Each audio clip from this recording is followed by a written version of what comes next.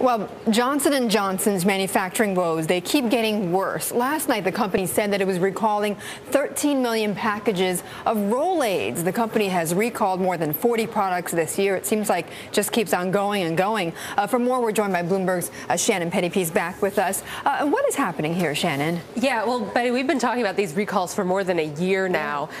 First, it was the Pennsylvania plant. Then it was the Puerto Rico plant. Now, this recall is coming from a third-party manufacturer or contractor that J&J has been working with. So it's really starting to become like a systemic problem across their consumer unit, which is something that the company has said all along. No, these are isolated cases. At first, it was isolated to just this one Pennsylvania plant. Then last month, we talked about this report that came out showing constant violations at their Puerto Rico plant, and now a third-party manufacturer. So it does look like this is not just an isolated incident. This is something that we're going to see more of that is across the company. And they've done 40 product recalls over the past year, and we're talking about millions of products. They just started shipping the Tylenol children's products that they had recalled back in April. Those just started coming back on store shelves, and now, as you said, Rolaids, 13 million Rolaids products, all of these Rolaids soft chew products. And the recall violation here, I mean, it's not just something simple like a labeling issue that we've seen with some recalls. This was metal and wood particles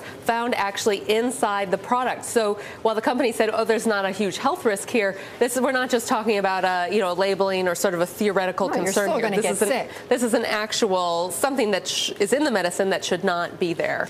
Investors, what are they saying about this? Well, for a while, investors have said, the consumer, the over-the-counter drug business, not that big of a business for J&J. It had about $6 billion in revenue. The company, a $60 billion annual revenue company. So a small fraction here. But actually, we just saw today Wells Fargo downgraded the company because they think that this plant in Puerto Rico that we learned about a lot of issues it was having in November, that might get closed. And again, this concern that this may be a broader issue, if not in the consumer business, maybe even across J&J, because now we're focusing on the consumer business. And the company said there's no problems elsewhere. They haven't raised any concerns about any other divisions within the company, but it does raise questions if this consumer business was able to have these type of product issues, maybe what's going on in the rest of the company. It creates concern and uncertainty. It certainly does. And then are some people saying that the CEO might have to step down?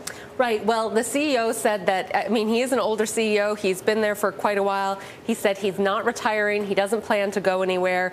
But I mean, we've seen 2 CEOs replaced in big pharma in the past few days.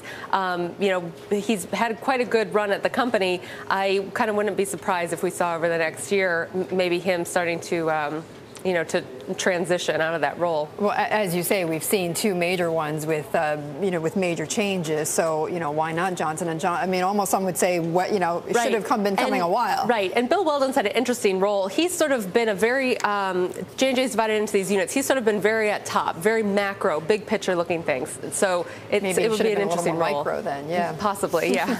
Shannon, thank you for continuing to follow that story for us.